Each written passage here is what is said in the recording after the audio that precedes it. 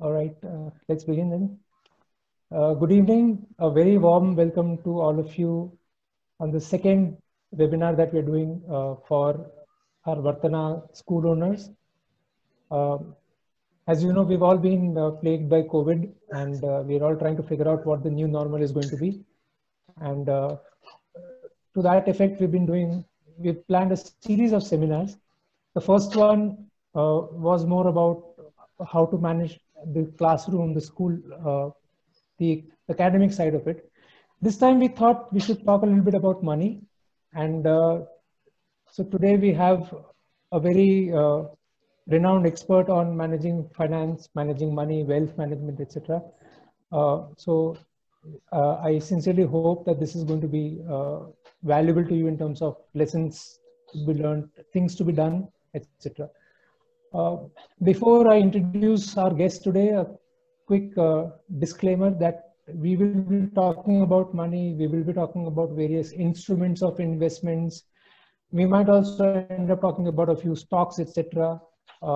Please note that this session is for educational purposes only, and please do not invest based only on what you hear here.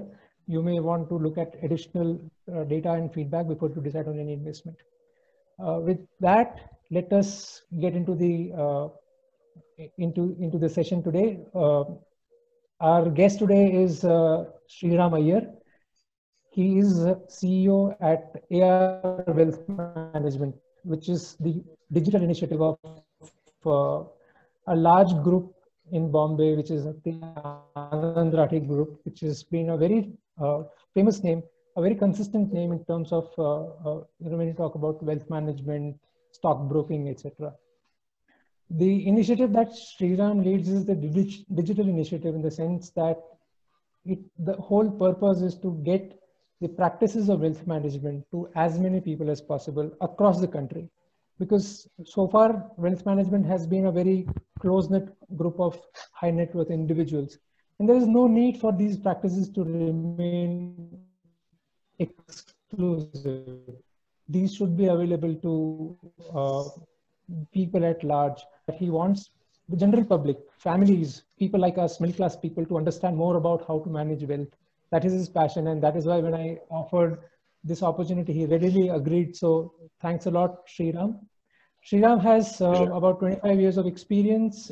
He's been a banker all throughout. He started his career in Ahmedabad with with a couple of finance companies in one after the other, and he went into ABN AMRO. After that, he was with Rediger Fincare, Rediger Macquarie Wealth Management, and for the last 3 years, he's with Anand Rathi. So once again, a very warm welcome to you, Sriram. Thank you. Let me begin by asking you about a question that I come across quite frequently when I visit schools, when I speak to school owners. Yeah. And the school business is cyclical, in the sense that you get a lot of fees at the beginning of the year, and then you have term fees coming in and out. So when you have admissions going on, and the first tranche of the fees comes in, there's a lot of money, there's their cash surplus. And a lot of customers tell me that, we feel very happy that, yeah, the admissions have gone quite well this time and it's been good. But then within a few months, that money just vanishes. They just don't know what happened to the money. It's just gone away. Now, you keep meeting a lot of people. Do you feel that this is something which is happening to other people as well, or this is specific to the school segment? What do you see? And we can pick it up from there. Sure. Thank you very much, Rajesh, and thanks to all of you for making time today. And so hopefully the next 45 minutes to 60 minutes will be meaningful, and it's time well spent for you. So I'm going to quickly try and address the question that you just posed, Rajesh. So I think this issue of not having a very clear idea of liquidity and what has happened to that liquidity is very common, right? So it is not unique to school, let's say school owners or trustees of schools. It's definitely not unique. I think it is a problem that's a challenge that is widespread, right? And I will talk about Based on my own experience over the last, whatever number of years that one has been in the business of 20, 25 plus years now, in the business of banking and advising people with respect to money, is one of the common issues that we come across is the issue of a lack of a goal, right? So there is no clarity in terms of is this amount of quantum of money that is available, is this available for the next 1 year? Is this money that I can set aside for the next 5 years? Is this money that I don't need for the next 10 years? I think it all starts from there. So your ability to really discern and differentiate between monies that are required for the short to medium term and the monies that you can keep aside for a longer term. The reason why it is important is because what you will do with that money is a function of how much time you have. And that is the reason why it is important for you to really, the first step in any process, and I'm sure all the participants here, and you've been, running this Vartana for the last few years now. See, we all talk about management, right? And you refer to this word wealth management, right?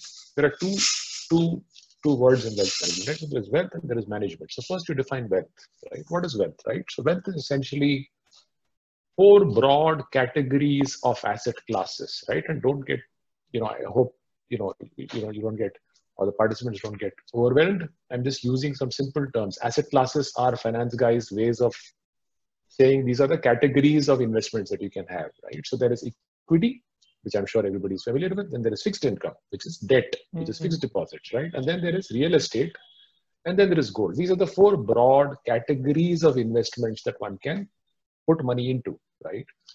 Where you put money into is a function of how much time you have, right? And therefore, this whole business of managing this wealth, which could be across these 4 buckets, right? And managing this, what is management? Management is all about, and all of you, and all the participants, I'm sure, and you as well, manage your businesses, right? And what is management? Management is having a goal to begin with, right? And having a plan of action to get to that goal, and then on an ongoing basis, monitoring and making changes, right? So that's what management is all about. So if that is what management is, then wealth management is about making sure that the money that you have is managed in this manner. So the step 1, therefore, long answer to a short question that you asked, but the first step is to have a goal, to have an objective.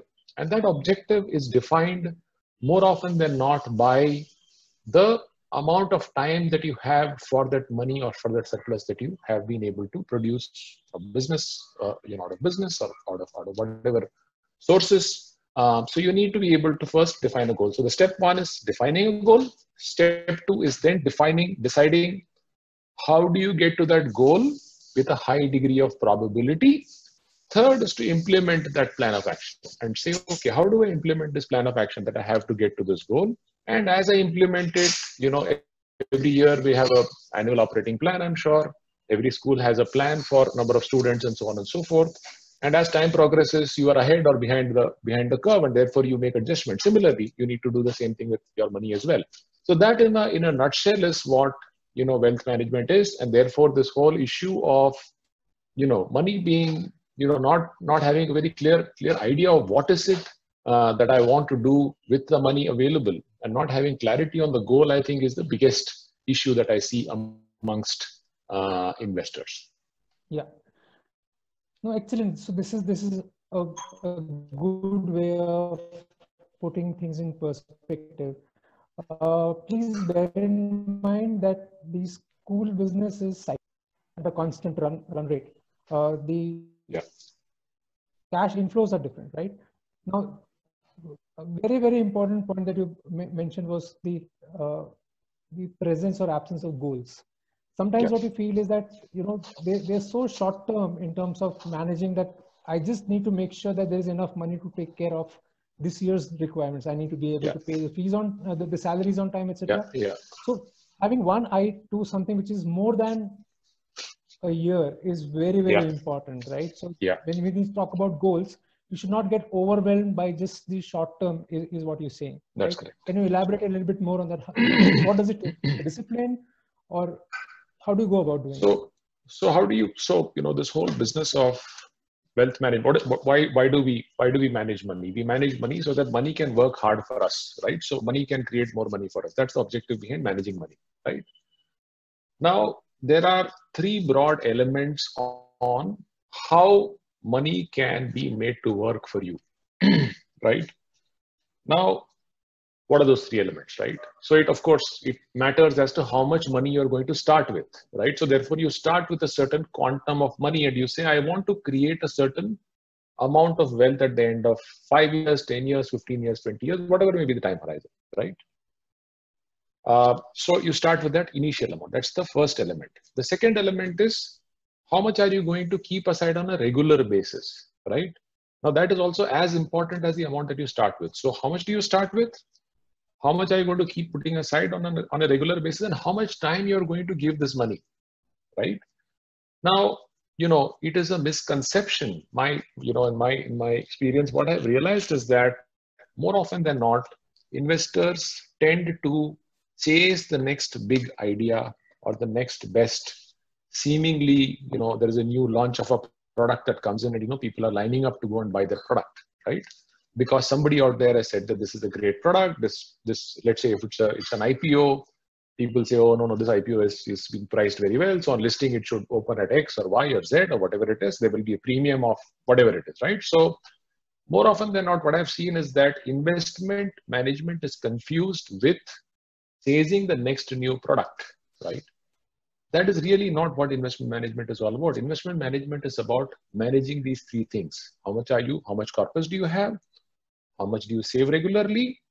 Where do you put it is of course important, right? Which is what is called as asset allocation. Again, this is a technical term, but asset allocation is nothing but how much money do you have in these four buckets? I spoke about equity, I spoke about fixed income, I spoke about real estate, and I spoke about gold. What combination do you have in these four buckets is also important in terms of telling you where are you likely to end up 5 years from now, 10 years from now, 15 years from now, 20 years from now. Because wealth creation is a long-term journey. How much do you begin with? How much are you putting aside every year? And how much time are you giving to your investment? I think that is the most important element when it comes to long-term creation of wealth. Now, at this stage, and I'm going to take a couple of more minutes, Brijesh, with your permission, and there is this very famous example that we are all familiar with, right? All of us are familiar with this example of this king this very wise man who comes to a king and says, will you, and I want as much grain as, there is this thing about on the chessboard, you on the first block of the chessboard, 1 grain, on the second block, 2 grains and 4 grains and so on and so forth, right? We all know what happens in that, right? Very similar to that, there's another example that I want to share with you, and that is more related to money. If I were to give you an example, Brijesh, and say, if you have the option of taking 1,000 rupees every single day for the next 31 days, okay? And the other option is that I will give you 5 rupees on the first day, I will give you 10 rupees on the second day, and so on and so forth for the next 31 days. What would you choose? Let me repeat the question. I have to give you the option of, I am going to give you 1,000 rupees every day for the next 31 days. The other alternative is that I'm going to give you only 5 rupees on day 1, but I will give you 10 rupees on day 2. I will give you 20 rupees on day 3, and so on and so forth for the next 31 days. What will you choose? If I choose the first option, then I know that I'm going to get 1,000 rupees per day for 31 days. So I've got 31,000. Exactly right. But if you start with 5 rupees, it looks to be very, very small, right? So I don't even know where we'll get to. Yeah. Now, if I were to tell you, and this is something that so 80% of investors, when they are given this option, choose something that is visible. People are willing to choose the 1,000 rupees per day option, or people are more prone to choosing the 1,000 rupees per day option, is because they're able to visualize 1,000 rupees for the next 31 days, and therefore 31,000 rupees is what they can visualize. Let me tell you something very shocking, right? Now, 5 rupees on day 1 is 1/20th of 1,000 rupees. Am I right? Actually, 1/200th of 1,000 rupees, right? It's just 0.5% of 1,000, right? But on the 31st day, can you take a guess on what that quantum would be? In the first option, you will still get 1,000 rupees on the 31st day.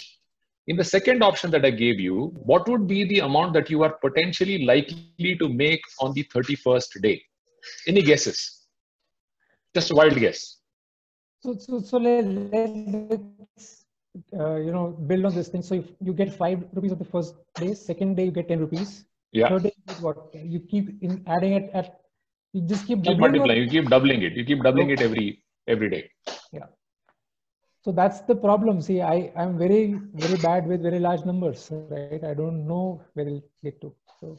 And it's not just about you, Brajesh, it is about every single human being. In our minds, our ability to understand exponential growth and our ability to understand compounding is very poor. Let me give you the answer to this question, right? The answer to this question, on the 31st day, in the second option, where you started with 5 rupees on day 1, you will end up with 536 crores.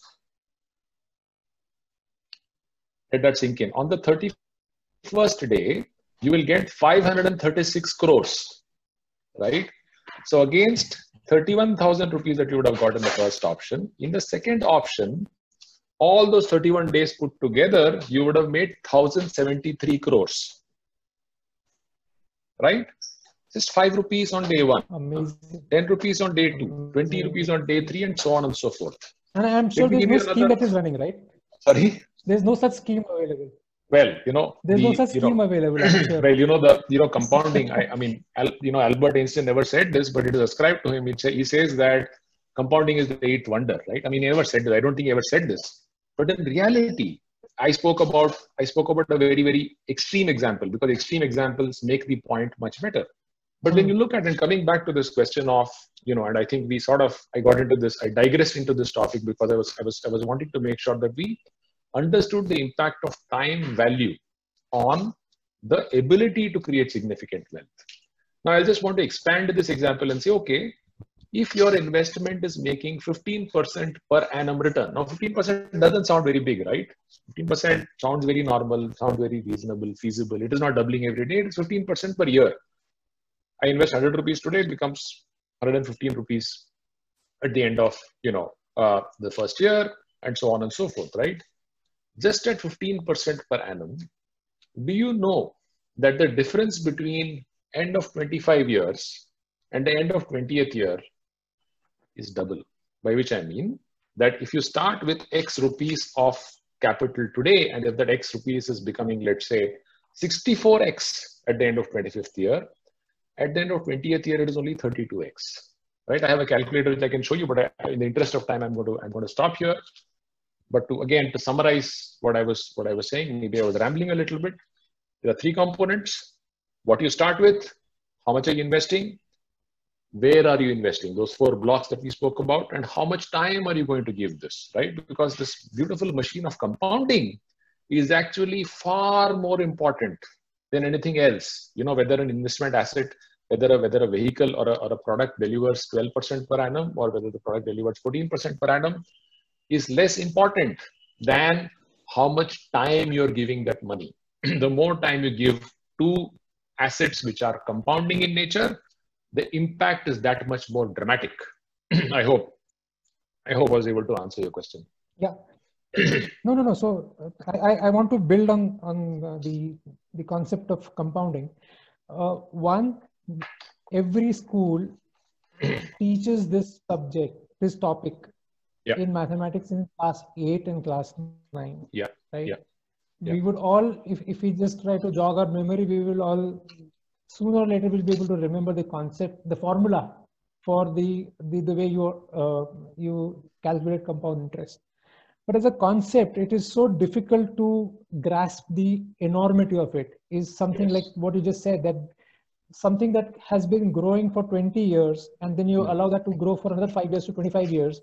Between 20 years and 25 years, it doubles in just 5 years, right? That's correct. And I want to come back to the point that I had mentioned earlier, is that as human beings, it's very, very difficult for us to grasp, very large numbers.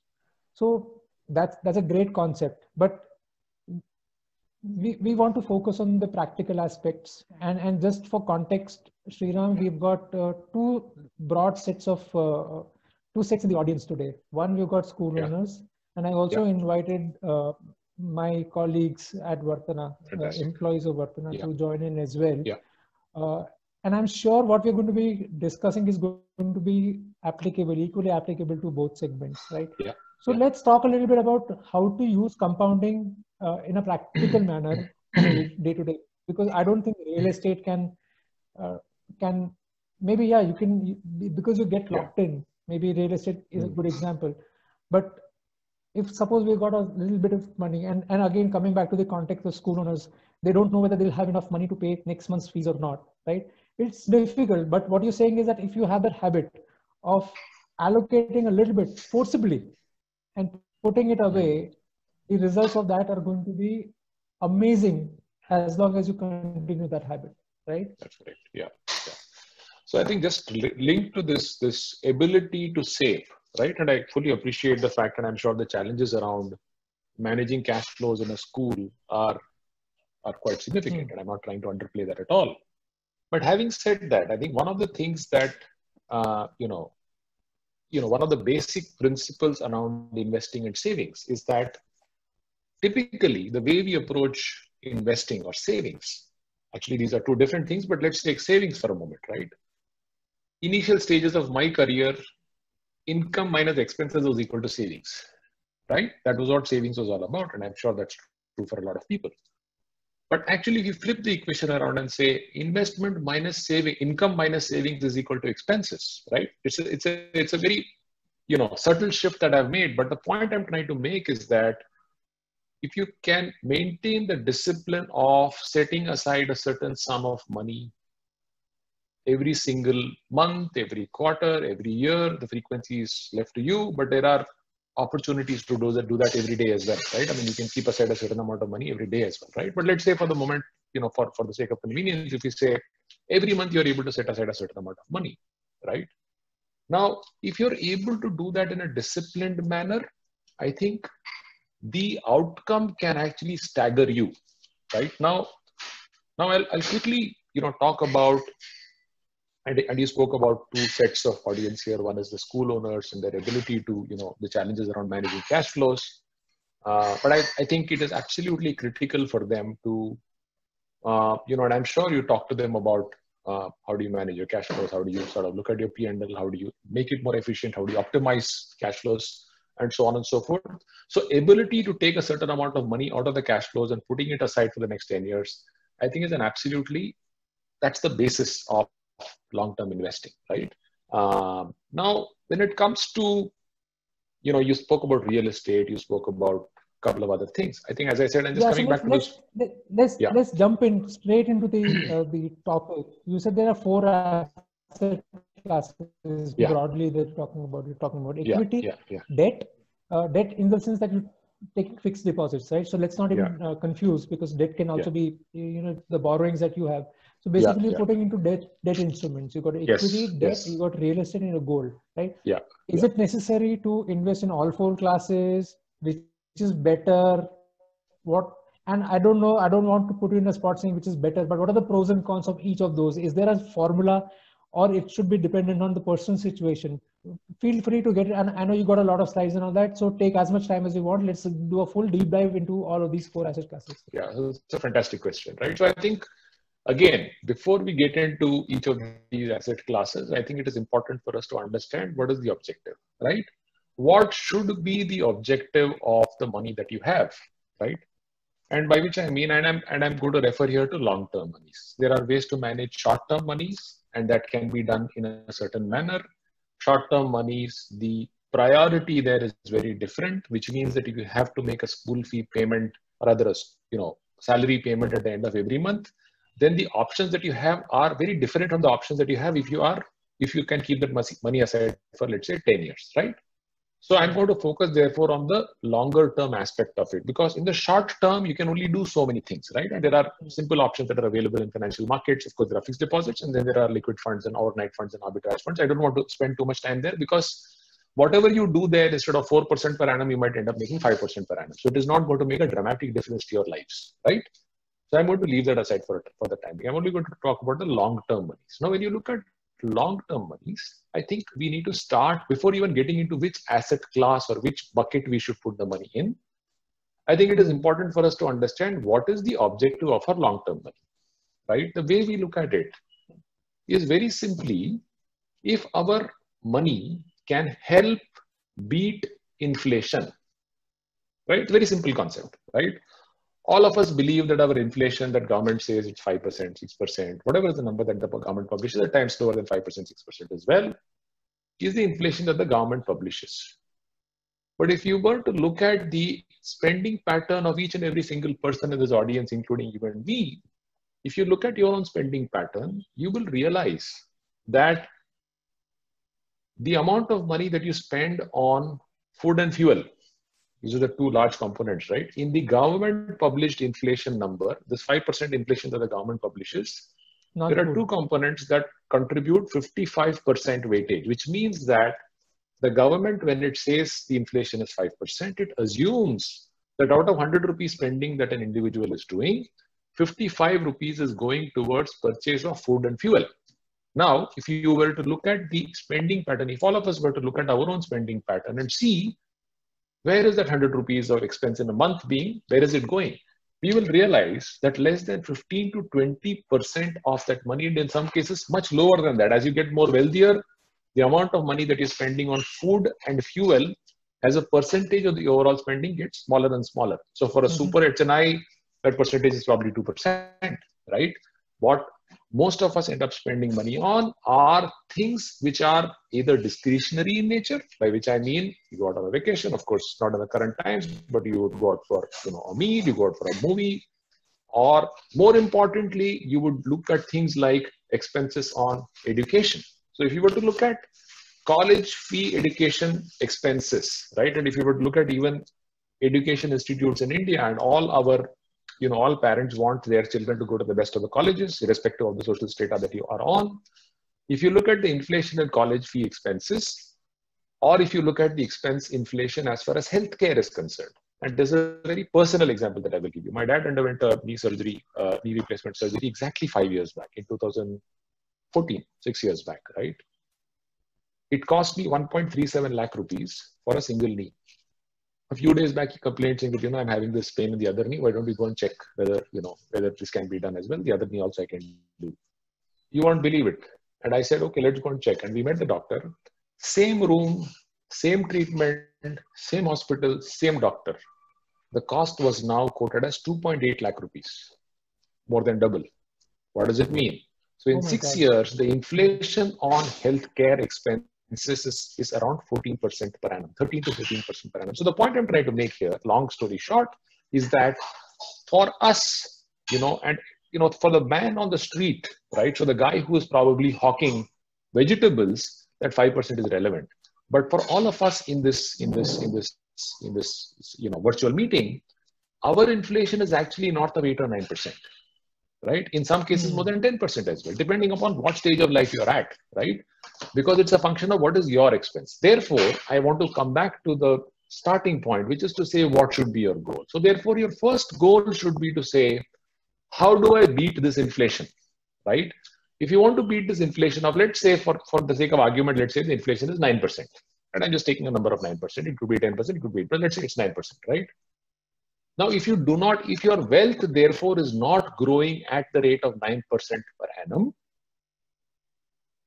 you are going to be optically may not be poorer, right? But you are going to be poorer. So what you're able to afford today, or what the lifestyle that you're able to afford today, you will not be able to afford 10 years from now, right?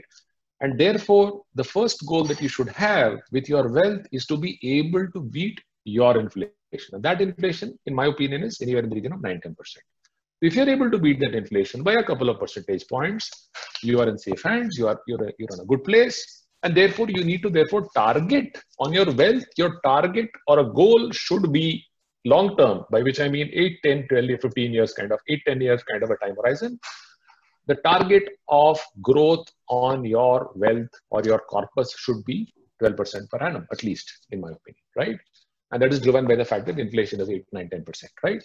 Now, if you have to get 12%, what are the vehicles available to us? So we spoke about 3 things, right? We said set a goal. Then we said, how do we get to that goal with a high degree of probability? Why am I using this term high degree of probability? Because of the fact that in investments, right, what you can manage is risk, right? You cannot manage returns. returns are delivered by the market, and I'm referring to equity markets, of course, capital markets. So you can only manage risk, and you can only manage the probability of returns, right? So how probable? The highest probability vehicle is a fixed deposit. Excellent, right? 7% per annum, 6.5% per annum, some banks at 7.5% per annum, of course, but the rates are coming down, right? So you can invest at 7% per annum, right? And sit pretty. It's like that 1,000 rupee example for 31 days, same example. You can sit pretty, 7% per annum you will get for the next, let's say 3 years, 4 years, 5 years. You know what you're going to get and you are peaceful, right? But the problem there is that 7% per annum translates to 5% per annum post-tax, right? Which is almost half your inflation rate, right? Therefore, I have never heard of a person becoming a multimillionaire from a millionaire by investing in fixed deposits. The only way people have made money is by participating in asset classes which have the capability of generating value. And out of these 4 buckets, there is only one vehicle which has the capability of creating value. That is equity, right? Why equity? Because you're becoming a part owner, that business generates value, and so on and so forth, right? So we can go down that path at some other time. But effectively what I'm saying is that in this asset allocation that we talk about within these 4 buckets, you need to have a large portion of the money allocated to this vehicle, to this animal called equity, which people are very worried about, right? People are very scared of investing in equity. Why? Because boss, I invested in the month of February. By the end of March, my money was 40% down. I invested 1 lakh rupees, it became 60,000 rupees. That is the problem with equity, right? That is the nature of equity, right? It is meant to be volatile. Because it is volatile, it is able to deliver a 14% per annum return in the long term. 7% per annum in fixed deposit is guaranteed, but it will only be 7%. It will never be 10%, right? It will not be 5%, it will not be 10%, it will only be 7%, right? So the only alternative that is available to investors, it's called the TINA factor, right? TINA. There is no alternative. So if you look at your long-term money, where should you deploy your long-term money? The alternatives are limited. The only alternative that is available effectively, if you ask me, to make sure that your overall corpus is beating inflation in the long term, is equity, and therefore you need to you need to commit a larger quantum of your money. Now, how much should that be? Should it be 60%? Should it be 70% of your long-term monies? That's a matter of, one-on-one discussion with individuals. But broadly, I would say if your allocation towards equity as an asset class is at least 60%, I think you will, over the long term, make sure that you beat inflation, right? Where that rest 40% goes is also important. I would say, of course, real estate, we've all seen the horror stories on real estate, and we understand why real estate is not such a great asset class. The reality is that there is a significant oversupply, right? On a pan-India basis, if you look at this residential real estate, there is 4 years worth of unsold inventory that is sitting in every city, including Bangalore, Bombay, Delhi, Chennai, every single place, right? Bangalore is slightly better, but by and large, there is 4 years of unsold inventory that is sitting. Therefore, the chances of real estate prices going up is very, very remote, right? Also, we need to look at, sorry, yeah. Let me jump in here. Yeah. Look, the interpretation of real estate for our customer segment is open land, right? Which is available close to the existing school building, right? And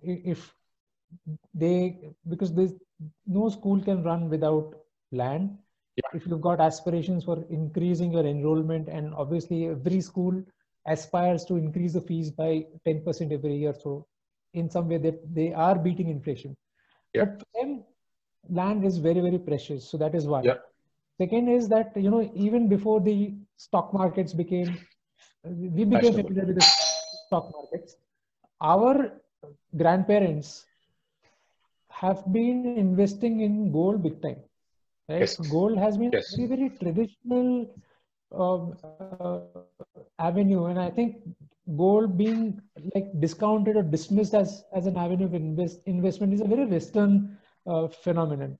And I agree with you. Our government also understands that there's so much of wealth which has been locked into gold that is not being brought into the economy is a big problem. So that equity has its benefits. One, that it makes logical sense for real estate. gold has been done, and probably there's this huge risk with equity that people would have, right? Yeah. That is the context. So fixed deposits, anyway, we've decided that it is only for a short-term thing and all that. Don't Yes. put too much of money there. So between these Yeah. three asset classes, look at it from a school owner's point of view, Yeah. and then build a case as to why, if at all, there should be some investment in equity, if at all, or is gold good enough? So we can also talk about liquidity, being illiquid, and all of those things. Yeah. Yeah. So first, I want to distinguish between using a piece of land or investing in a piece of land for the purpose of expansion of the school. It is like a manufacturing entity saying, I want to expand my line of production, and therefore I want to invest in a piece of land that is adjacent. That is very different from creating an asset class for yourself. Of course, you can liquidate it at some point of time and create, but the reality is that this is a tool of the trade. So you need to distinguish between land which is being purchased for the purpose of expansion of the school premises. It is very similar to take on another production line in a factory, right? So therefore I would distinguish between the two. So to that extent, I think it is a business decision, right? So if your school is able to give you a return on equity of 14, 15, 16%, which I'm assuming it would be, because that's the kind of returns that one would look for if one is putting in money into a school, 14, 15, maybe north of 20% as well, right? Yeah. It makes eminent sense. Of course, it makes eminent sense, right? But the question to ask is that how do you distinguish between a business that you own and you run and having a plan B, having a backup plan, having an alternative which is distinct from your business? I think it is important to have a distinction between the two, right? Now, so that's as far as real estate and land is concerned, right?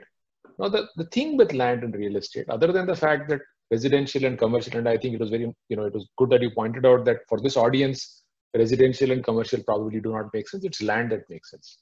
But it is important to realize in this context that land, while there is a premium that is attached to the location, right? So the location where you have the land is what drives prices. It isn't as if the land that you own today, if you own, let's say, 5 acres of land, that 5 acres of land is not going to become 10 acres of land 10 years from now. That's not going to happen, right? So you're dependent on something which is very local to that particular location for the price of that asset to go up, right? That by the way, is the single biggest constraint when it comes to a let's say, value creating asset like real estate, be it land, be it commercial, be it residential.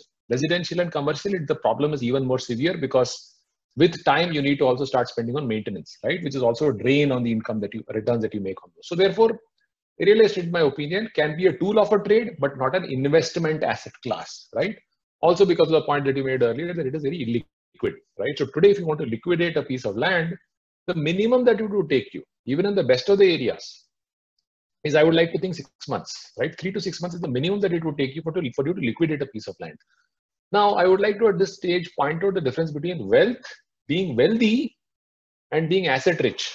You might have 100 acres of land, but if you're not able to liquidate it, you're not wealthy, right? Because when you need the money, you need to have access to it. And therefore, liquidity of the asset class is also as important as the return potential and so on and so forth. You've spoken about return potential. Return potential, in our opinion, in my opinion, and having looked at it, I think that the return potential, and there will always be micro markets where the return potential will be high, but by and large, return potential is very, very poor in real estate.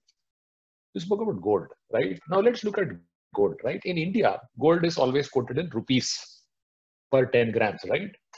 And of course, we track gold as an asset class, but I think one of the things that is less understood about gold, and of course, there is something called recency bias, right? All of us only remember what has happened in the recent past. We all understand that gold has doubled in price almost in the last, let's say, 18 months, right? Therefore, it has now become a very, very favorite asset class of everybody. But I think we need to understand, again, going back to the objective. What is the objective? Our objective is to be able to generate 14, 12, 13, 14% per annum kind of return over a long period of time. Even if gold has doubled in a period of 1 year, I want to point out to you that from 1980 till 2008, and I'm referring to dollar value of gold, and India, the value of gold has got two elements to it. There is rupee dollar exchange rate, and then there is the value of the gold. Let's just look at gold. Since you're talking about gold, let's just look at the value of price of gold. In dollar terms, gold hit a high in 1980. Do you know when it came back to that high? Again, it took 28 years for gold to get back to that, 1980 level in 2008. And I'm referring to dollar terms, not in rupee terms, right? Therefore, I think what is less understood about gold, and we, see, gold is a very easy asset class too, because it's relatively easy to store. It is easy to liquidate. It doesn't have the problem of liquidity that real estate has. It is easy to liquidate and so on and so forth, right? But the reality is that if you look at 30-year returns on gold, even in Indian rupee terms, you will be shocked to learn that the return from gold is less than 8% per annum. Right? Now, that is compounded by the fact that gold also sees very long periods of underperformance. So this is my favorite, this is something which I really like saying, right? Which is that gold has the volatility, which means that it will go up and down like equity, but in the long term, it will only deliver returns of debt, right? So it's got the worst of both the worlds. Now I might look like a fool because in the last 1 year, gold has doubled, right? But we are not here in this journey of wealth creation for 1 year or 2 years. We are in this journey for the next 20 years, for the next 10 years, right? It could be different for different people, but I'm saying wealth creation is a long-term journey. Even if something has doubled in 1 year, it does not matter. Ultimately, a block of gold remains a block of gold even 10 years from now. The only way it will go up in terms of value is because of demand and supply. That's the only reason why the price of gold will change. Unlike in case of equity, where value is getting created every single day. And of course, it is also getting destroyed, but value is getting, if you make the right choices, value is getting created every single day. Therefore, equity, right? So there are two components, equity and fixed income, which is, let's say, fixed deposit, corporate bonds, PPF, whatever you call it. Equity gives you the upside because it has got the ability to give you the upside. It is creating value. Fixed income gives you stability. So a combination of these two things is what your ideal portfolio should look like. Could be 60-40, could be 70-30, could be 90-10. The combination could vary depending upon what stage of life you're at. There is no single formula for this. I think it's a matter of each person's comfort, right? Somebody who's very young may not be very, risk prone. Somebody who's very, upwards of 50, 55 may have the ability to take risk, right? So it's typically people say it's, 100 minus your age should be your investment in equity. I think all of that is a little bit of a, oversimplification. I think it depends on person to person and how you behave when the markets misbehave, right? So that's I think the way to look at how you should allocate money within these asset classes. Well, so it's been a fascinating conversation so far, Sriram. We've already spent more than 45 minutes now talking about this, and we have a lot of other things to cover. But I want you to go a little bit deeper into like equity. So where do you start? How do you, and you said that value gets created, value gets destroyed as well. And it could so happen that in the same share, in the same script, you might have some value creation happening, and at other point in time, you might have value destruction happening. It's all about absolutely the things that we keep talking about. One is that share markets per se very, very risky. Second is that if you pick up a particular stock, then timing becomes very important, and we know how difficult it is to time the market. And for somebody who inherently has suspicion of the stock market, it becomes very, very difficult to commit serious amounts of money to that kind of thing. But still, if people are interested to start, what would be the practical tips? Again, I keep repeating this because I want this to be practical in terms of day-to-day behavior.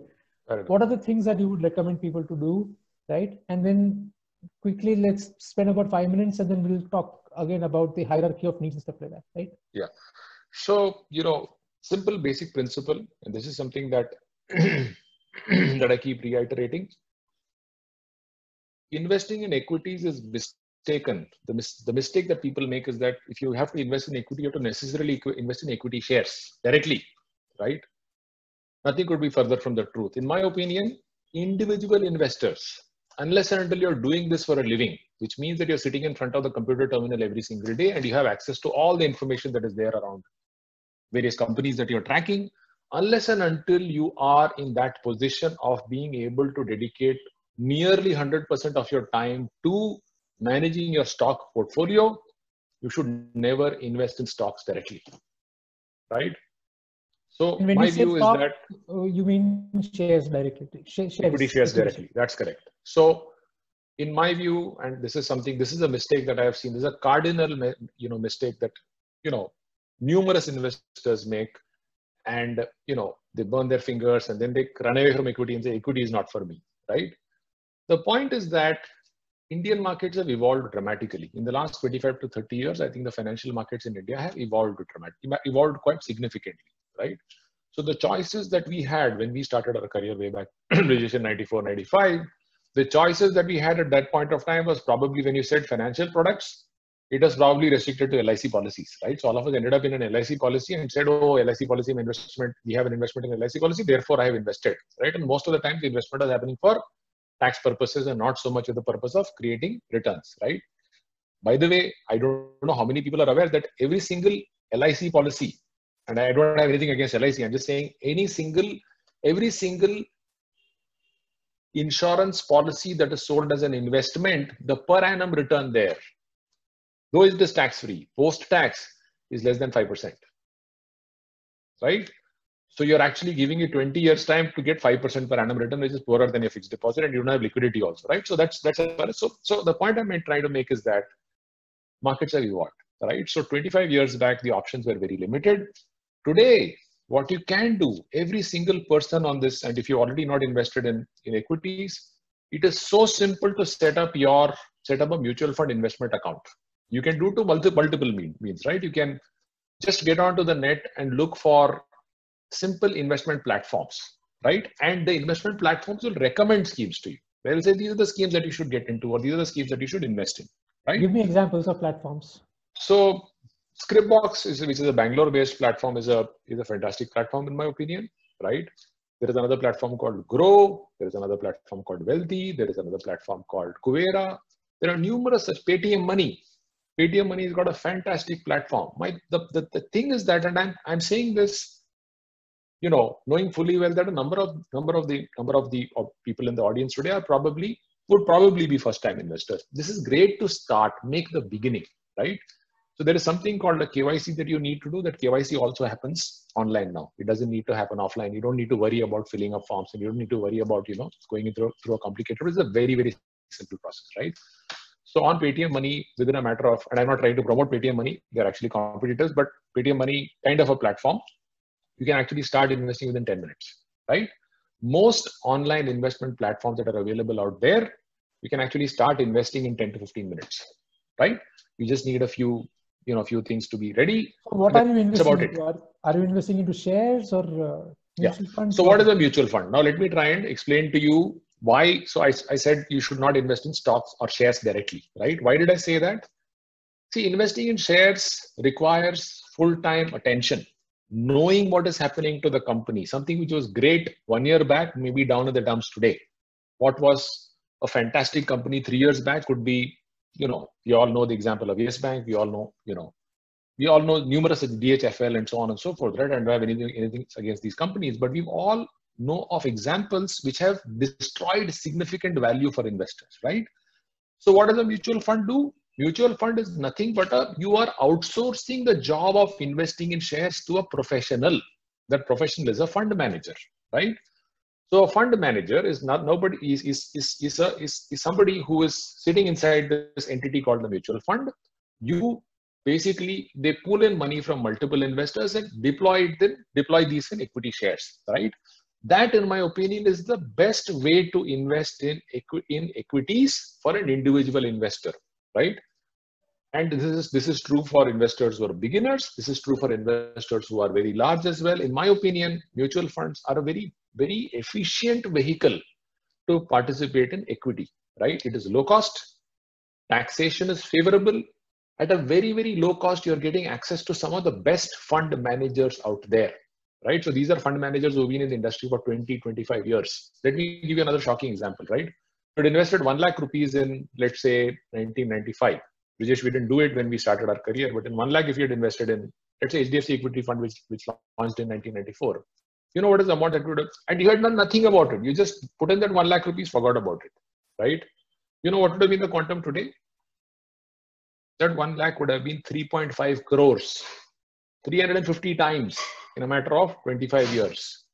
That is nothing but 23% compounded per annum. The problem is that people didn't sit quietly. People put in that 1 lakh rupees, the moment they saw it going to 1 lakh 25, that, oh, let me book my profits, come out and then sit in a fixed deposit and then wonder what to do with it. You know, so I think, you know, investment is, most of the time people confuse investment is with overactivity. Do simple things, do not participate. You will have enough and more brokers out there who will try and entice you saying, I'll give you ideas every day. Doesn't work, right? If that is how money is to be made, then there would have been hundreds of millionaires, thousands of millionaires in India. Doesn't work that way. It's not as simple as it looks. Therefore, outsource the job of wealth creation to a professional, which is to a mutual fund manager. And if you need help from an advisor, of course, there are enough financial advisors that are available. Financial advisors will be able to guide you as to which funds you should invest in, right? And the online platform that I referred to, these will give you information for you to choose. If the quantum of money that you want to deploy is slightly larger, then I would strongly advise you to work with a financial advisor. Every city has got financial advisors. These are referred to as independent financial advisors or financial planners. They will be able to create a portfolio for you. They will be able to tell you. These are like the doctors. The mutual fund companies are like the pharmaceutical companies. Doctors will prescribe which medicine to take. Similarly, financial advisors will tell you which schemes to invest in, which are the mutual fund schemes. And a good quality financial advisor typically will, you know, restrict himself or herself to mutual funds. They will not dabble in stocks. My opinion, staying away from stocks is the first big lesson that every single investor should know, because making money from stocks is not easy. Outsource the job. Outsource the job to a fund manager, and they will do it. How do you identify a good financial planner?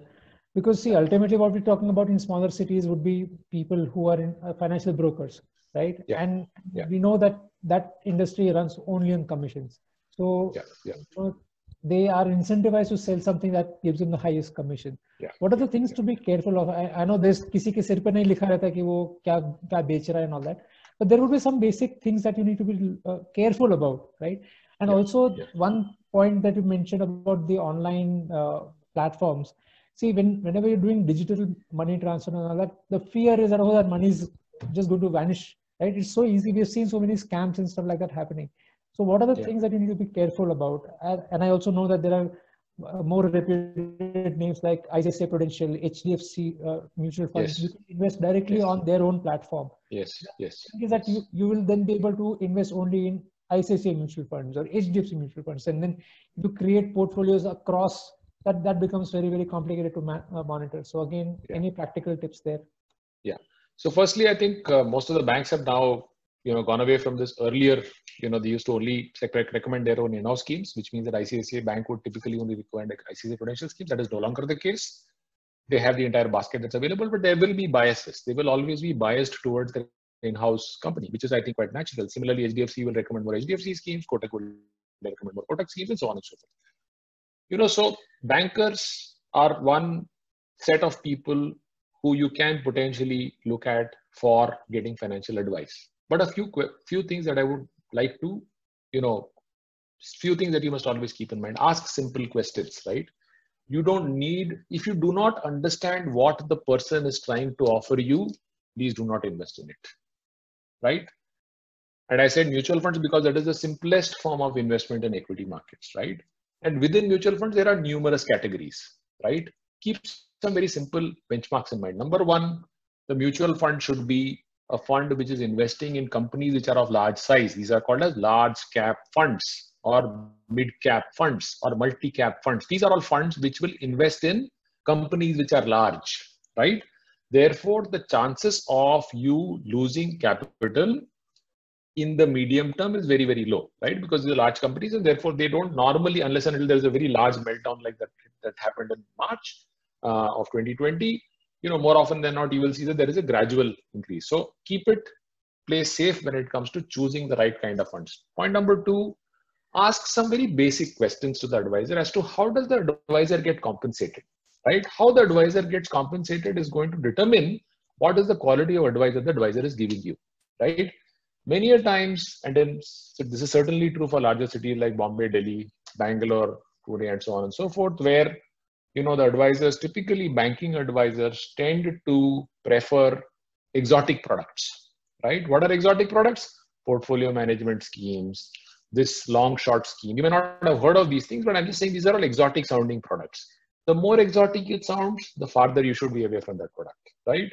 So choose simple equity mutual funds which have been around for at least 3 to 4 years, right? At least 3 to 4 years. Ask the financial advisor how the financial advisor is compensated.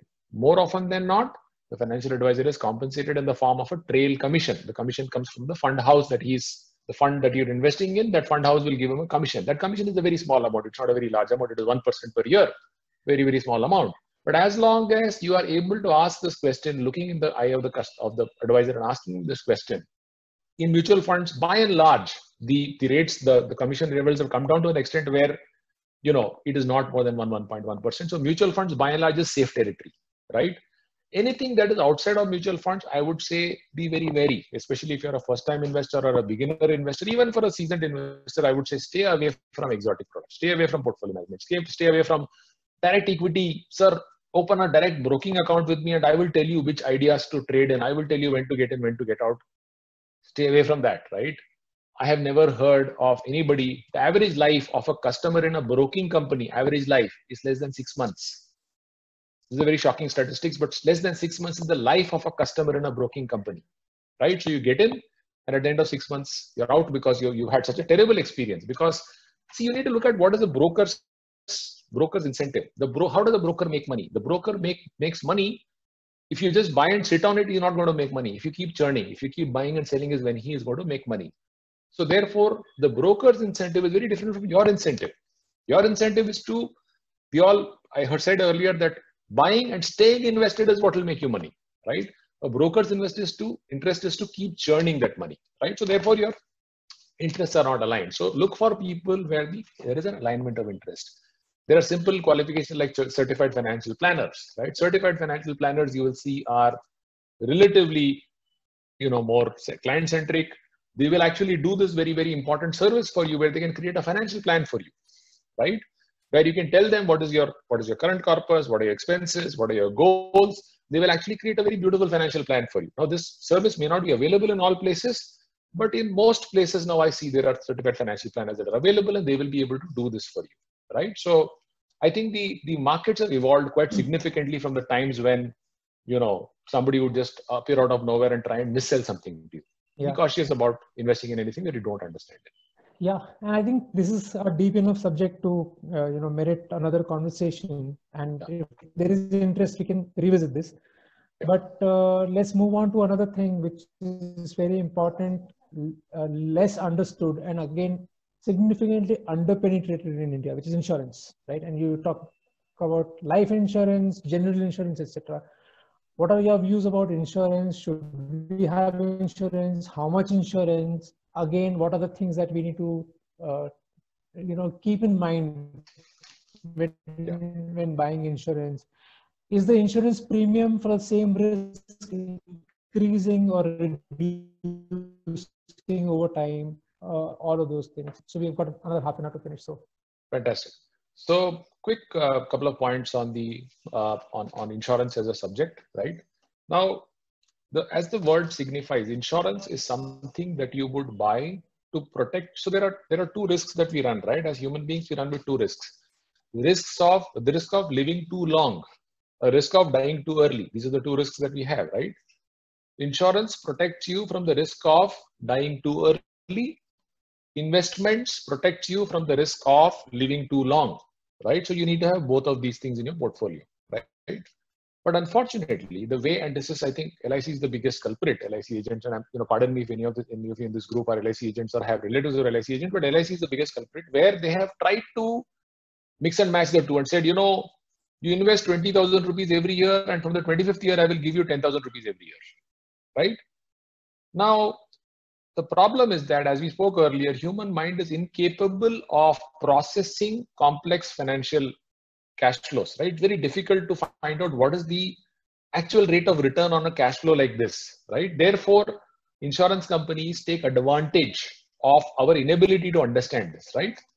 So rule number one, use insurance only to protect yourselves and your family from the risk of dying too early, of not living too long. That is the only thing that you should buy life insurance for.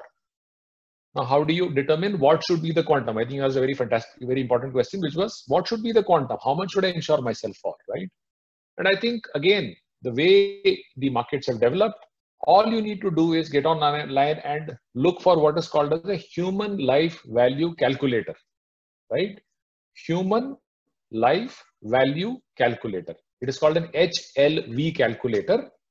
What is an HLV calculator? It will tell you what is the value of your human life, by which I mean at my age, given my cash flows, given my liabilities, given my, what my age obviously tells me whether I'm going to live for another 20 years or 30 years or 50 years. Likelihood, there's no guarantee I could pop off tomorrow, but likelihood of me staying alive for how long, all of these factors are taken into account by this calculator. And these are very simple calculators. Every single insurance company has an HLV calculator. Go to SBI Life, go to Max Life, go to ICICI Prudential Life, HDFC Life. All of them have this, what is called as an HLV calculator. This is a quick and dirty way to identify how much is your life insurance cover requirement. It's a very simple calculator, right? It will ask you some very simple questions. You answer the question, at the end of it, it will say, you require an insurance cover of 25 lakhs, 50 lakhs, 1 crore, 2 crores, blah, blah, blah, whatever is that number, right? So that's to identify, and that's a good way to do it. That's a good beginner way to do it. Of course, you want to do a more comprehensive manner of identifying, then of course, you need to go through a financial planning exercise. But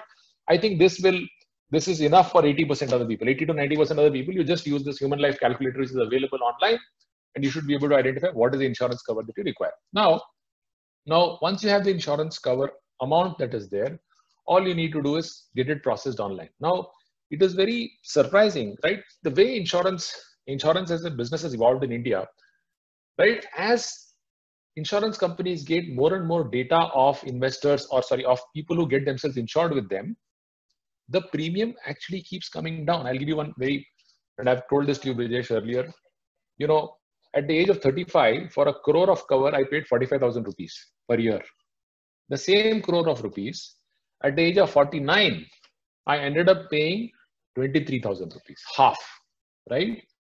So 15 years later means I'm 15 years older, which means my premium should have gone up, but my premium has actually come down by half. That is a function of the evolution of the market. So the markets have evolved so beautifully that today, a 30-year-old healthy male can take a 1 crore insurance cover at less than 10,000 rupees per annum, maybe 12,000 rupees per annum, which is nothing, peanuts. 1,000 rupees per year, you're able to cover yourself for 1 crore and take care of the risk of living too short, and therefore your family. And I can tell you, this is not just true of, let's say, the retail investor, but even HNI investors I see, they do not have sufficient investment insurance cover, right? So insurance is a very critical thing as long as you use it as an insurance policy. You just go for pure term insurance policies. And these are all possible to buy online for up to 1 crore typically of cover, which will cost you 12,000 rupees depending on your age, but 12 to 25,000 rupees per year. And you can also pay this on a monthly basis. It's not compulsory that you have to pay only on a yearly basis. You can pay on a monthly basis as well, right? It will be slightly higher if you pay it on a monthly basis, but not very material, right?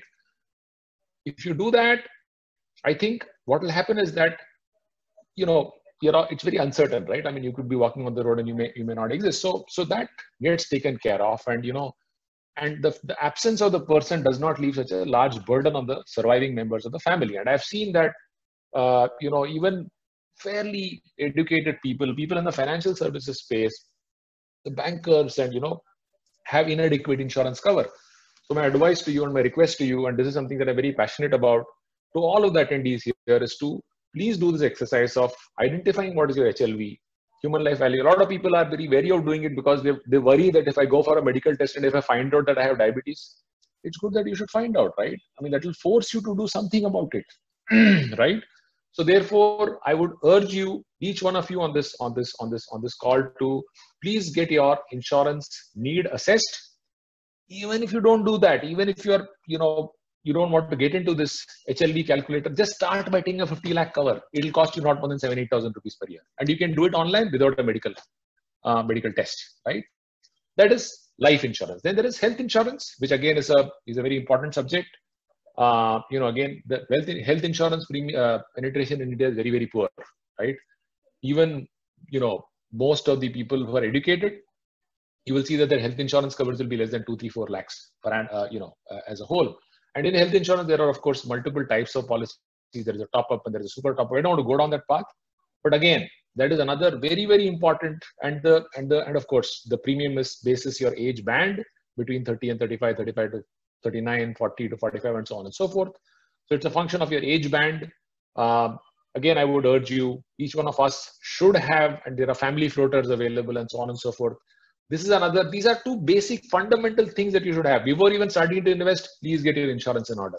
Your life insurance, your health insurance. These are two very, very critical things that you must have in place. Otherwise, in the case of an eventuality, your family will be left to, fend for themselves, which is not a great situation to be. And I'm sure all of us love our families, and we want to make sure that, there is sufficient, they don't have to deal with this loss over and above the emotional loss that they will anyway suffer, right? So that's as far as insurance is concerned. I think it puts this in a very, very good perspective, because and you're right when you said that the markets have evolved, so there are newer and newer risks that are being now covered at very, very affordable prices. Absolutely. So, for example, when we give a loan to a school, we insist that the main school owner, whether it's a secretary or the main trustee, should definitely take insurance which covers the loan amount being taken, so that in case of any eventuality, that amount is, you don't have to worry about that amount. And again, it's a pure term. It's a pure. There's no investment which is linked to it. It is a pure insurance aspect. And a lot of times we see that customers don't understand this, and then there's debate about like, why should I take insurance and all that.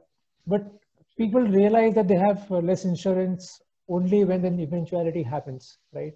And the sooner you start taking insurance at a younger age, the better. Absolutely. But I think you made a very valid point that over the last 15 years, it has actually come down. So you should always be shopping for term insurance. And the beauty for term insurance is that you can cancel it whenever you want, right? And there's nothing which is, you can cancel it and you can take a new policy, right? Exactly. Obviously, how healthy you are, what are your health habits also depends. It's a function of what the premium could be. So, for example, we know that smokers have to pay a higher premium, right? And there are tests which detect the level of nicotine in your blood, right? So all of those things are there. So it's important. And also the insurance on the general insurance side, schools are running a huge risk of one, reputation. And so obviously there's no insurance for reputation risk. But if you look at, accidents may happen. There could be some mishaps, disasters. We've had some horror stories. So at least insurance will make sure that you don't have to address that issue from a financial point of view. Obviously, absolutely, the emotional aspect would be there. The reputation aspect would be there. So it makes sense, because the premium, see, it's all about upside and the downside. The premium is what you are investing in. That's your expense, right? Yes. If nothing happens, then that premium is lost, right? That's a loss, right? But the protection to the downside is to the extent of your sum insured, right? So that's correct. It's a very, very important aspect that for a small amount, you're protecting a very large risk, right? That's correct. So we talked about money in terms of investing money. We've talked about insurance. Another component is the loan component, right? And we provide loans. So, and then loans could be for the business. So we provide loans to schools so that schools can improve and thereby generate additional revenue or improve the quality, or both. But also on the other hand, we have personal loans being taken by employees, right? They would go to a particular bank and borrow that I want to buy a phone, I want to buy a car, I want to buy a house, I want to go on a vacation, right? Yeah. Loans are available for everything, right? Yeah. What are your views as an investment expert, but also as somebody who has gone through this entire cycle when the liberalization happened and the consumption patterns became more accented? What are your views on how to manage loans? Are loans good, loans bad? How would you manage those? Yeah, I think I would be stepping into your shoes if I were to say whether loan. I think you are an expert on that, and I'm going to flip it around. But having said that, I'll just quickly give you my perspective on loans per se. I think, and I'm sure you have a deeper perspective on this, but the reality is that loans that are used for consumption purposes more often than not, and there is no limit to what you want to consume, right? You probably have a OnePlus phone today. You may want to buy an iPhone 11 or a 12 or a 13, and there is a loan that's available for everything. Uh, but what we need to, I think, keep in mind is that all of these things come in the way of, and I spoke about one equation earlier, which is income minus expenses is equal to savings. It should actually be incomes minus savings is equal to expenses, right? So I'm not against consumption. I'm not saying don't consume, because ultimately all of us want to derive some pleasure and joy out of buying things, right? And of course, my view is that buy experiences are not things. That's a different debate, or that's a different thing altogether. But the reality is that to help you buy those physical assets, you end up, if you cannot afford it, my view is that you're better off deferring it, right? Create wealth such that you're able to buy it at a later date. And there are fantastic vehicles to create wealth, right? So therefore, I am not a very big fan of loans for personal consumption. Of course, buying a house, of course, most certainly, because the rates are also fairly affordable and so on and so forth. For your business, of course, most certainly, right? But for consumption needs, I would be very wary, right? It's our elders have always told us, right, that only spread your legs to the extent that you have this thing, right? I mean, I don't know what's the exact word of exact verbiage, but effectively what we are saying is that living on borrowed time and borrowed money is not great, right? So I think that sort of summarizes. But I want to ask you this question, because you're in the business of loans, and therefore I think one can invest and one can build an investment portfolio and create wealth, provided you have been able to create a surplus out of your business, right? The number of school owners that are here, I'm sure the recent times have been very challenging. How do you make sure that all of these tools that are there, or all of these dashboards that are available to us, the balance sheet, the profit and loss account, the cash flow statement, and all of these dashboards that are available to us, how do we use them effectively such that we are able to actually create this surplus, such that we are able to then deploy it for long-term wealth creation?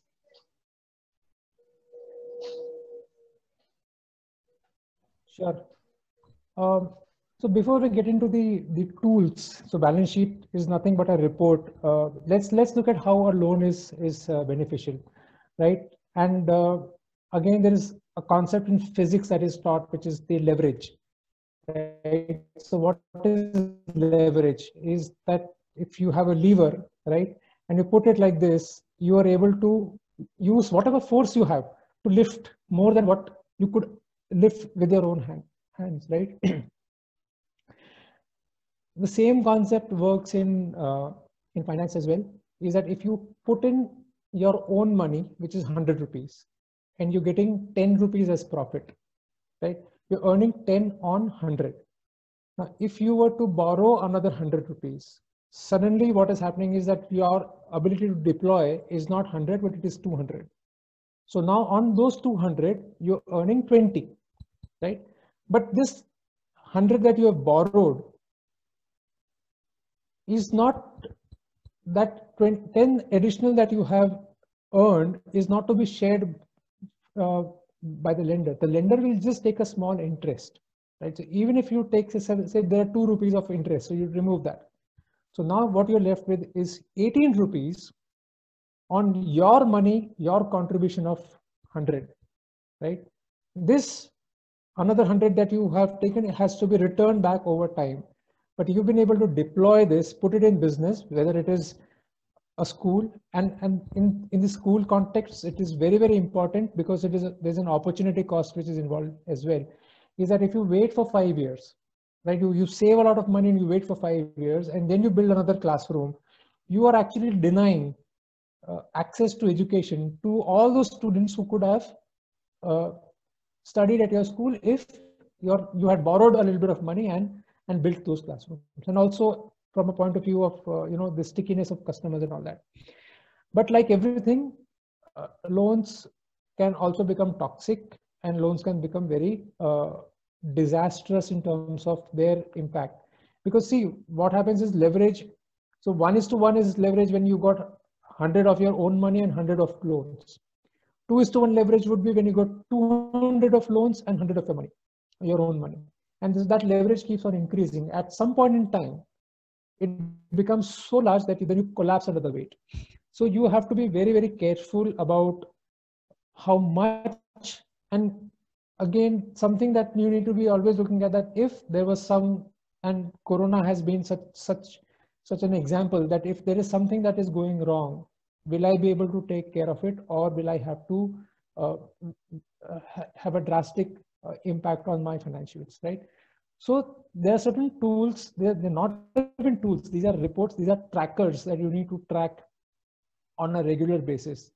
And so far, I know that every school has a chartered accountant. He comes once in a year, he comes in 6 months, he takes the receipts, sits down, creates a balance sheet, you sign it, and that's gone, right?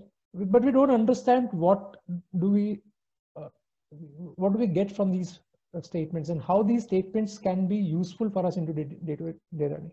So I have a very, very simple blank template that I want to put up. So Sachin, if you can just present the template for the balance sheet. I'll not take more than 2 minutes to explain what the balance sheet. Yeah, go to the next slide.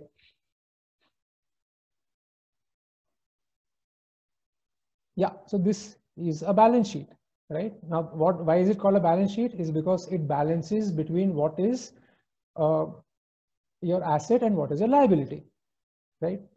Liabilities, don't look at this. So again, you will see the liabilities. Why is my own money a liability? So don't even think of it as, think of it as source of funds and application of funds. Where do you get the money from, and what do you do with that money, right? So own money plus loan money is a very, very simple way of thinking about what liabilities are. Liabilities are everything that is coming in as sources of funds, which are basically two sources: own money plus loan money. Own money is shareholders' capital plus reserve and surplus, which is the point A, which is mentioned here. That is a net worth, right? After you do some business, you create some profit. That profit comes from the P&L account. That profit comes and sits in your reserves and surplus. So as you keep, continuing your business over a longer period of time, this reserves and surplus keeps increasing. Maybe you can put in additional money, but as long as A keeps increasing, if there's a loss, then the reserve becomes a minus reserve, the surplus, and so the A becomes smaller, right? So, but A plus B is your source of funds, and B, which is the loan money, which comes from your term loans that you've taken, right? All of these things that you have to return, right? Even the loan that you have taken when you've taken textbooks from the textbook publisher but have not paid, will come here. So that is A plus B.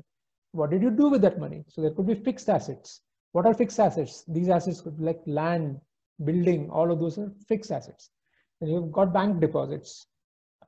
Then you have not deposits, but you've got money in the current account or the savings account in your bank. That's the bank account.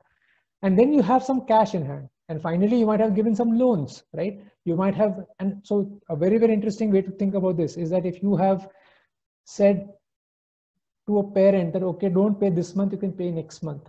What is that? Essentially, what you said is that, okay, you can give it to me later on. That's a loan, right?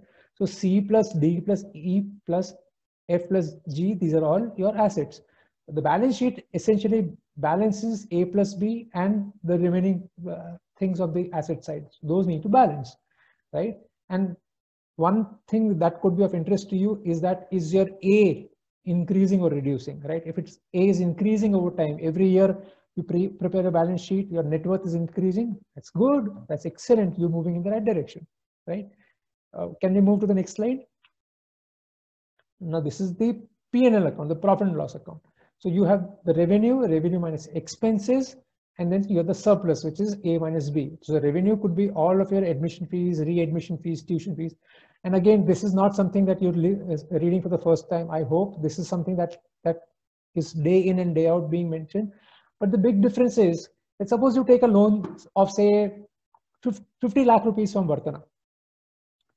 Does it come into this P&L statement? No. what comes on the P&L statement is the interest that you're giving on the loan, which is as an expense, right? But what COVID has taught us is that priorities in the market keep changing, right? So initially people would ask us like, what is your net worth? What is your customer base? And what is your P&L? What is your profitability? All of those things, right? What is very, very important and is the most neglected part, because we just do it in our mind, is what is the liquidity situation. And when we looked at the corona impact, the biggest thing that everybody was focused on was that what is the liquidity situation, right? How much money are you going to receive and how much money are you going to be spending this month? And is the balance at the end of the month going to be positive or negative? If you see in the P&L statement, you will not find those things. So when I say liquidity, that money could be coming in by way of a loan, it could be coming in by way of an equity infusion, or it could be coming from your revenues, right? It is not mentioned here. The P&L, even though it talks about all of these points, some of these could be where you recognize the income. Some of the things like expenses could be depreciated. So for example, if you buy a bus, you don't put the purchase of the bus, the 10 lakh rupees that you spent on the bus directly in 1 month. No, you spread it out. That's called amortization. You amortize it over the period of the life of the loan. So P&L is very misleading in terms of the cash situation. How much cash do you have, right? For that, you have the cash flow statement, right? And all of these three things are linked, because a cash flow statement is going to help you build the P&L. And finally, the surplus, which is A minus B, if it is a positive figure, is going to go and sit in the balance sheet in your reserves and surplus. So if you can move to the third slide, which I think is the most important slide.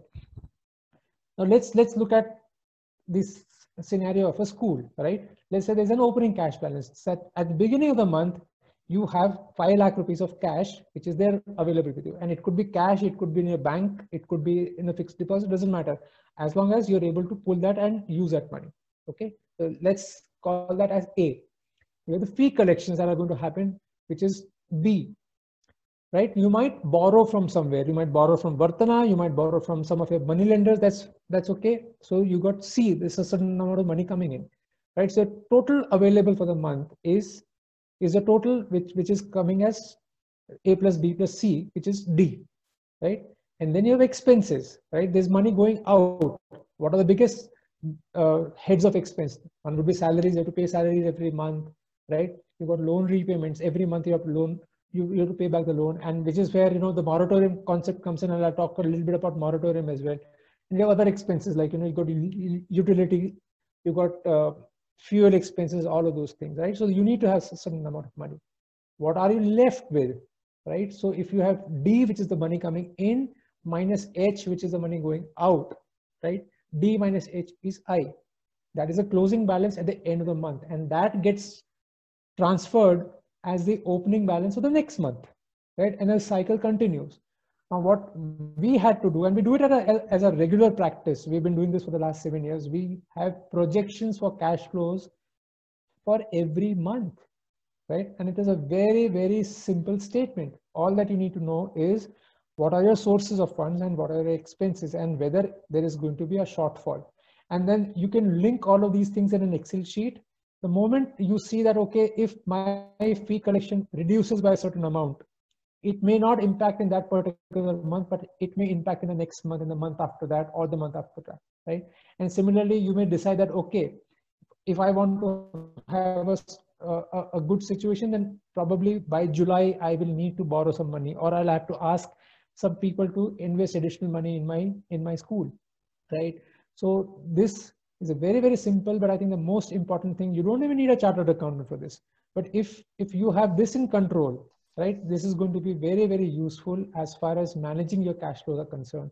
And this will give you very clear in front of your eyes, how much money are you making, how much is the surplus, and then again, to Sriram's point of view, can you necessarily pull out some surplus every month and invest as a habit, as a compulsory habit, right? So that is something that I wanted to talk about as far as the basic reports are concerned. There's another point that I wanted to talk about, which was the whole moratorium piece. Like, what is moratorium? Right? A lot of our school owners have taken the moratorium, and it's a very good thing that the government has provided, is that you don't have to pay. So it addresses only the liquidity part of it. It does not change anything. Your interest is still being accrued, right? Your interest has to be paid, whether it is Vartana or any other company that you've borrowed from, does not matter. Whatever you've borrowed, you have to pay with interest. The only free slot that you've got over these two tranches of moratorium 1 and moratorium 2, March, April, May, and then June, July, August, is that you don't need to pay the installments because you may have certain cash constraints.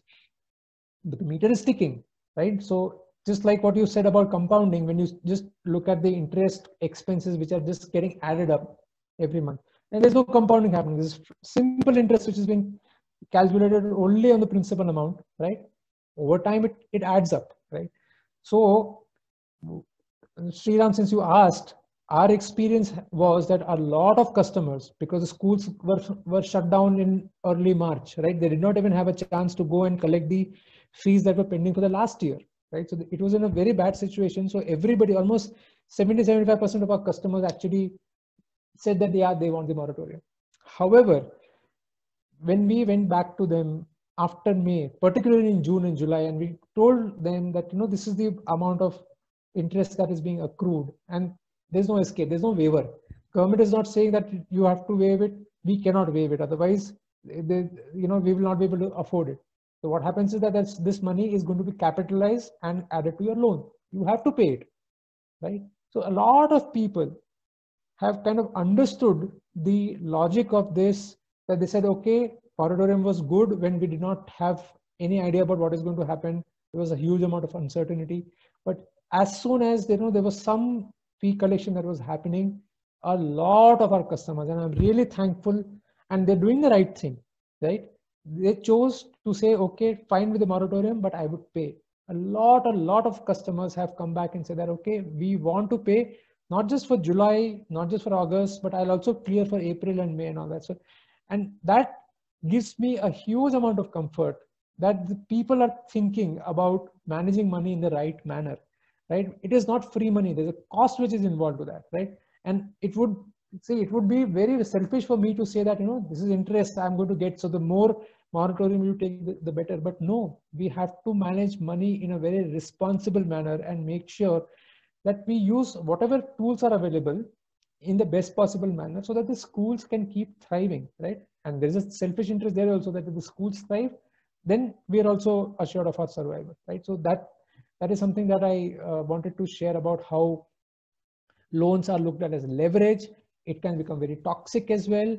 It needs to be managed on a regular basis, and moratorium for a particular period of time was good, but I think it has now outlived its utility. The government is also not going to extend the moratorium, right? So it is now going to be business as usual. Whatever help is required from our side to engage parents and children so that they come back into the education sector is the most important thing. Yes, fantastic. I think Rajesh, a lot about balance sheet, a P&L and cash flow. I think the way you were able to explain all three of those, I think provided a lot of clarity, and I'm sure it benefited everyone here as well. Yeah. The other point that you spoke about, which I thought was very interesting, is, moratorium, and I see a lot of, coverage in social media, on Twitter, about how, a lot of borrowers had sort of, chosen to go ahead with the moratorium, despite the fact that they may have had cash flows, right? So I think there were a number of articles that were published which actually showed to borrowers as to why it is actually not in your best interest to, if you have the cash flows, moratorium is available. It's driven by the pandemic and, because of impacted cash flows. But, I know of credit card borrowers or people, who use credit cards, and they've taken a moratorium and they don't even understand the impact that it has on their total outflow over a period of time. And I think that's a fantastic point that you made as well. Good. So, well, this has been a fascinating 1.5 hours. I didn't even realize where the time went. we can quickly have a couple of questions if there are some questions that we can. Otherwise, we are big fans of punctuality, so we start on time and we should end on time. Yeah. So I have a few questions which have been forwarded by Sachin. Thanks a lot, Sachin. Is investing in mutual funds on a monthly basis advisable or lump sum investment? That is one. Are these platforms safe? What do you say about Karvy? Right. So we know of examples that have, and any resources, books, articles, videos you would recommend for building wealth management and financial literacy. Right. So quickly, if you can take all these three questions and then we can wrap it up. Yeah, I'll start with the books. I think there are two books which I particularly like. One is a book called Let's Talk Money by very renowned and a very a journalist with very strong credentials called Monica Hallan, right? So Let's Talk Money is a very, very good primer on financial literacy. The other book that I really like is this independent financial advisor who is based in Bombay. His name is P.V. Subramaniam, and his book is titled Retire Rich. I think these are the two books that I would strongly recommend. Subramaniam has also got a Twitter handle which is called Subramani, Subramony, and he publishes some very, very very basic advice, but very sensible advice, right? So I think these two books I would say are fantastic for new investors or beginner investors to start looking at and build their financial literacy. And of course, there is Rich Dad Poor Dad, which everybody talks about. But I think for India, these two books are fantastic books. The second question was with respect to whether these platforms are safe. I just want to make sure that it is clearly understood where the money is going, right? So these platforms are means to the end, right? And I want to distinguish between these platforms vis-a-vis Karvy. What happened in Karvy was that money, and that was largely on the stock broking side. The share broking side is where the problem happened, where the money that was invested by investors was held by Karvy in what are called as pool accounts. I don't want to get into the technical jargon, but that pool account, the monies that were there in the pool account was used by Karvy illegally. Also, the shares that are available in the client's name, but sitting with Karvy, was used by Karvy to take loan against. You can take loans against shares as well. So I would say those are risks that are certainly there. But what I'm referring to is investing in mutual funds, which through these platforms that I spoke about, and through through banks. I think banks are, and in most smaller towns as well, banks are available, and banks will be more than willing to help you in the process of investing and creating your own, doing your KYC and investing. So you can actually go to a bank branch and say that I want to invest. Absolutely, you can do that. Yes, in fact, all banks, even public sector banks like SBI and Bank of Baroda nowadays, encourage investors to put in money in mutual funds. My only request to you is equity mutual funds these investments are volatile, therefore they are risky from a short-term perspective. Do not put in any money that you need in the next 5 years in these vehicles. Equity minimum time horizon, I would say that you should have is 7 to 8 years. If you are able to give that amount of time to that money, only then should you participate in mutual funds, equity mutual funds specifically, because as I said, equity is very volatile in the short term. The volatility risk goes away with time, right? So bear that in mind. I don't want you to make any, I don't want you to take any missteps. So please do not misread any of what I said as, just go and blindly invest in mutual funds. No, be very cautious about putting only that money which you do not require for the next 7-8 years. And the vehicle that I was referring to was mutual funds. You can definitely go to a banker. Your banker, a private bank, or even a public sector bank these days are capable of being able to deliver this service to you. And of course, as I said, these online platforms are available. The platforms that I mentioned are all platforms which don't take money in their name. The money goes to the fund house, right? So they're only an intermediary. They're a vehicle to participate in the end fund, right? So that's as far as this is concerned. What about monthly payments? Monthly payments, right? So if you, so why do people invest on a monthly basis? Because as I said, equity is, as an asset class, is volatile. Therefore, some months it will be up, some months it will be down. If you invest a fixed amount every month, the months the markets are down, you get more number of units, you get more quantity. And the months where the markets are up, you get lesser quantity.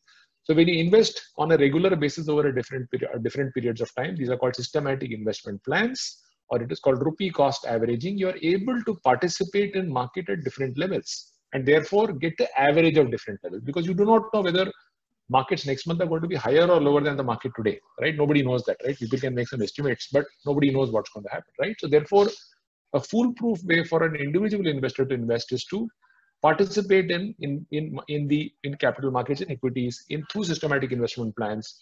Choose any date, it doesn't matter, 10th of the month, 1st of the month, 30th of the month, doesn't matter, right? But stick to the discipline of investing in this manner for long periods of time.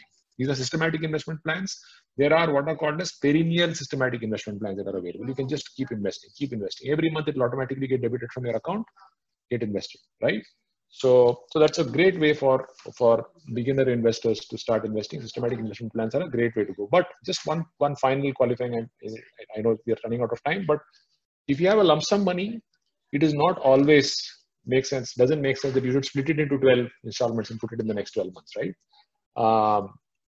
In fact, I would say if the money is not required for the next 8-10 years, then there is no harm in actually splitting it only into three or four pieces and investing over the next 3 or 4 months. If you have a lump sum, even if you invest it in a lump sum mode, it doesn't matter. As long as you're okay, if the market comes down by 10% next month, you should be okay with it, because in any case you invested from an 8 or 10 year perspective, right? So that's the only caveat. But yes, it's a great way to start. Systematic investment plans are offered by all of these platforms, and your bankers will also able to help you with that. SIP by SIP, SIP. Yes. So awesome. This was fascinating, Sriram. I think it was more like a conversation about managing money and what are the basic ways in which you should be thinking, because sometimes when we have an option in front of us, we don't step back and look at what the objective is, what are the goals and all that. So I think it was very, very important to go back and revisit those core issues as to why do we invest, right? And as you rightly said, that is to make sure that the risk of living long, and maybe all live long, right? So that mitigation happens, and we have goals for life. We have to buy a car, a house. We got kids to get to college, and as you rightly said, college inflation, college fees is much higher, right? And then they've got marriages, wedding, plan things out. It is our responsibility, each one of us, to make sure that we don't take any of these things lightly or casually. Thank you very much. It's been an absolute pleasure. We have enjoyed it, and I hope to have you once again sometime in the future to talk more about money. Entirely my pleasure. Thank you so much for having me. Thank you so much. Thanks to everyone. Thank you. Yeah. Thank you. Bye-bye. Bye.